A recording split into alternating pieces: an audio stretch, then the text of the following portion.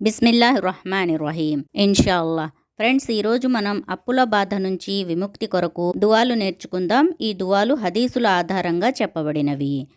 అప్పుల బాధ చాలా భయంకరమైనది. ఇది ఒక వ్యక్తిని మానసికంగా, ఆర్థికంగా ఎంతో ఇబ్బంది పెడుతుంది.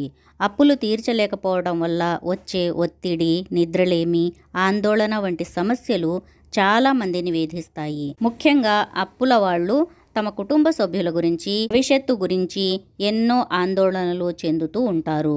అప్పుల బాధ నుంచి బయటపడటానికి కొన్ని మార్గాలు ఉన్నాయి. వాటిలో ముఖ్యమైనవి తమను అప్పుల బాధ నుంచి గట్టెక్కించమని అల్లాహను కోరుకోవటం. ఎప్పుడైతే మనం అల్లాహకు దువా చేస్తామో అప్పుడే మన అప్పు తీరిపోయింది అన్న ఆలోచన మన మనసులో రావాలి. ఎందుకంటే మనం దువా చేసింది అల్లాహకి కదా. అలాగే అప్పు ఇచ్చిన వారితో నిజాయితీగా మాట్లాడి అప్పు చెల్లింపు విషయంలో ఒక స్పష్టమైన ప్రణాళికను రూపొందించుకోవటం చాలా ముఖ్యం. అవసరమైతే అప్పు ఇచ్చిన వారిని సంప్రదించి అప్పు చెల్లించే గడువును పొడిగించమని అడగటం కూడా ఉపయోగపడుతుంది. అప్పుల నుంచి బయటపడాలంటే అనవసరమైన ఖర్చులను తగ్గించుకోవటం చాలా అవసరం. వీలైతే ప్రతీ నెల కొంత డబ్బును పొదుపు చేయటానికి ప్రయత్నించండి. అప్పులు తీర్చటానికి అదనపు ఆదాయ మార్గాలు అన్వేషించటం చాలా ముఖ్యం. పార్ట్ టైం జాబ్ చేయటం లేదా ఇంట్లో ఏదైనా చిన్న వ్యాపారం ప్రారంభించటం వంటివి చేయవచ్చు. అప్పుల బాధ నుంచి బయటపడాలంటే సానుకూలంగా ఉండటం చాలా ముఖ్యం. నిరంతరం ఆందోళన చెందటం వల్ల సమస్య మరింత పెరుగుతుంది. కాబట్టి సానుకూలంగా ఉండి సమస్యను పరిష్కరించటానికి ప్రయత్నించాలి. మరియు అల్లాహ్ వద్ద దువా చేస్తూ ఉండాలి.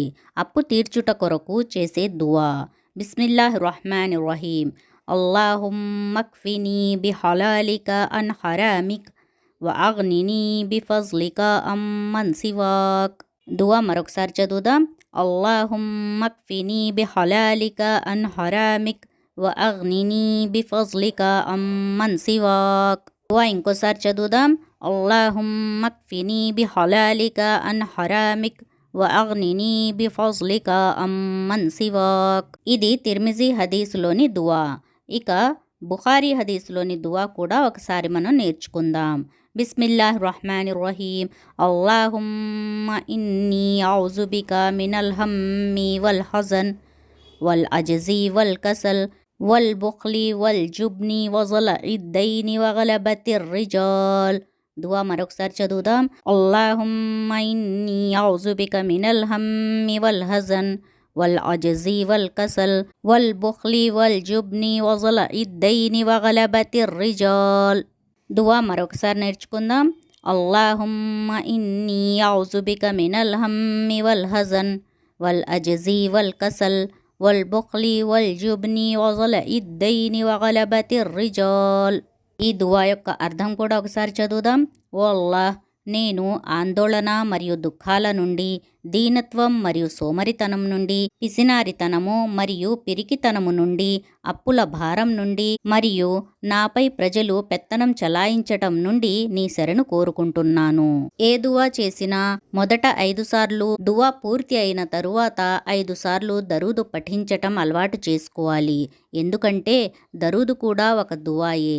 దరూదు అల్లాహ్ తప్పక స్వీకరిస్తాడు.